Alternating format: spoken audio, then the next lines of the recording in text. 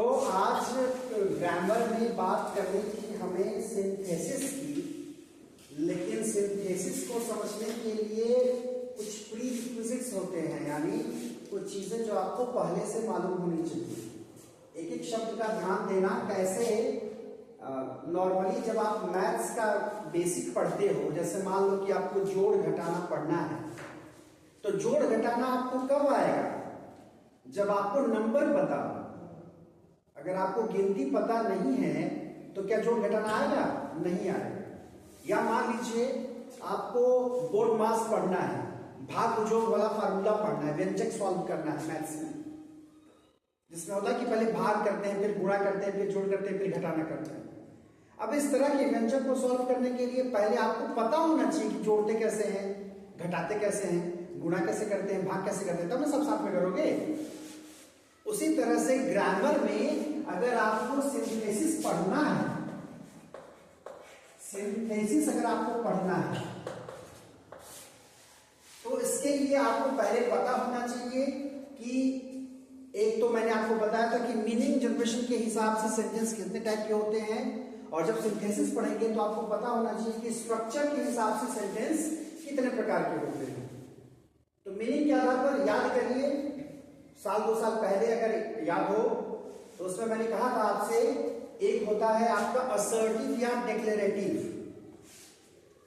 उसमें आपका आता है पॉजिटिव और नेगेटिव। पॉजिटिव का अफर्मेटिव भी बोलते हैं। एक होता है इंट्रोगेटिव, जो क्वेश्चन पूछने के लिए होता है। एक होता है इंपरेटिव, जिसमें सलाह दी जाती है, आदेश दिया जाता है, रिक्वेस्ट किया जाता है। एक होता है एक्सक्लेमेटरी, जिसमें आप आश्चर्य प्रकट करते हैं, दुख दिखाते हैं, खुश होते हैं, उत्साह दिखाते हैं। एक होता है एम्फैटिक, जिसमें आप जोर देते हैं। तो इस तरह से वो जो मीनिंग जनरेशन के हिसाब से सेंटेंसेस थे, आपको जब आप सिंथेसिस पढ़ेंगे तो पता चलेगा कि एक पर्टिकुलर टाइप के सेंटेंस होंगे, उनको दूसरे या पहले या तीसरे टाइप में बदलना होगा। यानी वो पहले तीनों टाइप आपको मालूम होना चाहिए। यानी कंस्ट्रक्शन के हिसाब से या स्ट्रक्चर के हिसाब से, on the basis of structure अगर बात करें आप, on the basis of structure अगर सेंटेंस की टाइप्स की बात करें तो उसमें 3 होता है। एक होता है सिंपल सेंटेंस,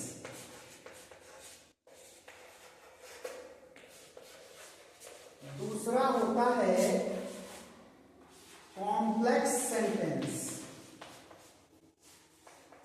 और तीसरा होता है कंपाउंड सेंटेंस। तो बेसिक लेवल के मीनिंग जनरेशन के हिसाब से जो सेंटेंसेस थे उसको कुछ समय के लिए दिमाग से हटाइए, फिलहाल दिमाग में ये लाइए। अब हो सकता है एग्जाम में आपके आ जाए, 2 सिंपल सेंटेंस दे देगा, बोलेगा इससे कोई एक सिंपल सेंटेंस बनाइए, या बोलेगा इससे कोई एक कंपाउंड सेंटेंस बनाइए, या बोलेगा इससे कोई एक कॉम्प्लेक्स सेंटेंस बनाइए।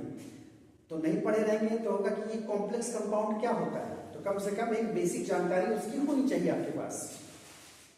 सिंपल को साधारण ही बोलते हैं हिंदी में। याद करने का तरीका बड़ा अच्छा है।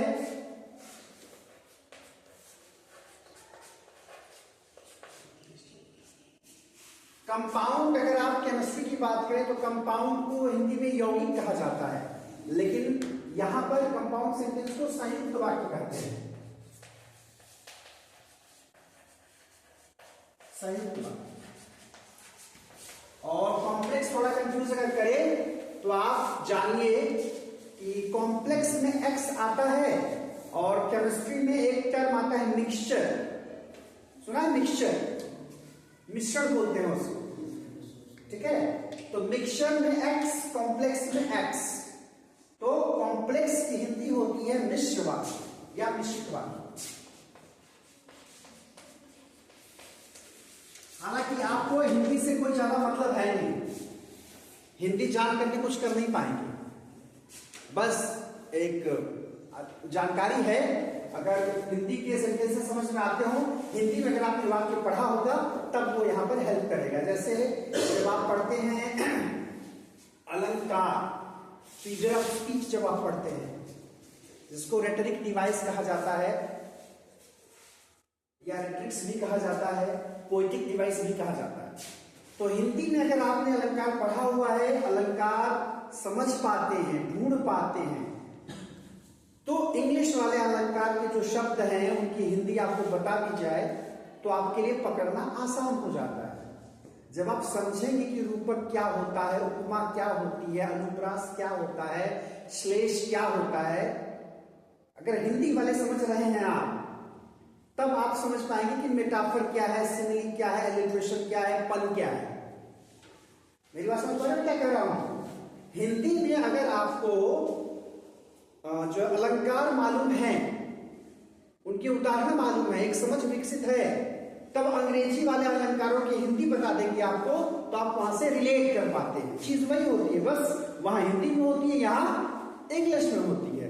वहां हिंदी के वाक्यों में या कविता में, लाइन में खोजना है आपको, और यहाँ इंग्लिश में स्टेंजा में या लाइन्स में आपको खोजना होता है, वर्ड्स में खोजना होता है। तो उसी तरह से ये कॉन्सेप्ट भी है कि अगर आपने हिंदी में पढ़ा होगा साधारण वाक्य क्या है, मिश्रित क्या है, संयुक्त क्या है, तब आप यहाँ रिलेट कर पाएंगे। हाँ, लेकिन एक और बात है, मान लीजिए आपने हिंदी में नहीं पढ़ा, आप इंग्लिश में सिंपल कॉम्प्लेक्स कंपाउंड समझ जाएंगे, तो हिंदी में फर्दर उनको आप समझ पाएंगे। ठीक है, एक एक उदाहरण देकर के समझा देता हूं। कोई एक एकदम सिंपल सेंटेंस है जिसमें एक सब्जेक्ट है, एक प्रेडिकेट, मतलब उसके साथ प्रेडिकेट है या वर्ब वगैरह है, वर्ब प्लस अदर थिंग्स हैं, तो वो सिंपल सेंटेंस हो जाएगा।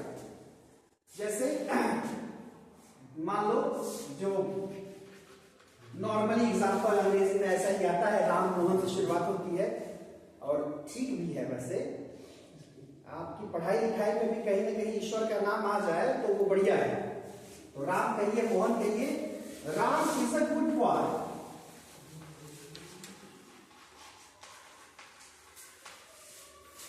It can be an example of simple sentence. उसी तरह से एक सेंटेंस और सिंपल आप ले लीजिए, Shyam is a bad boy. ये भी एक सिंपल सेंटेंस का उदाहरण हो गया। लेकिन इन्हीं दोनों को अगर एक साथ में हम कर दें और अलग अलग क्लॉज में कर दें, बीच में किसी एक पर्टिकुलर वर्ड से जोड़ दें, तो वो क्या हो जाएगा? कंपाउंड सेंटेंस हो जाएगा। Ram is a good boy but क्यों लगा रहे हैं? क्योंकि बाद वाला अपोजिट जा रहा है। ठीक है, Ram is a good boy but Shyam is a bad boy.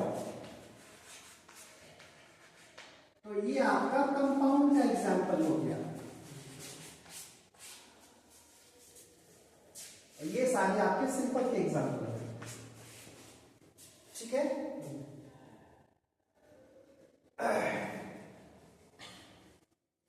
अगर इसी को आप सिंपल में करना चाहते तो कैसे करते हैं? ये दो सिंपल सेंटेंस है और दोनों एक साथ है, लेकिन सिंपल सेंटेंस ही रहे, तब कैसे करते हैं?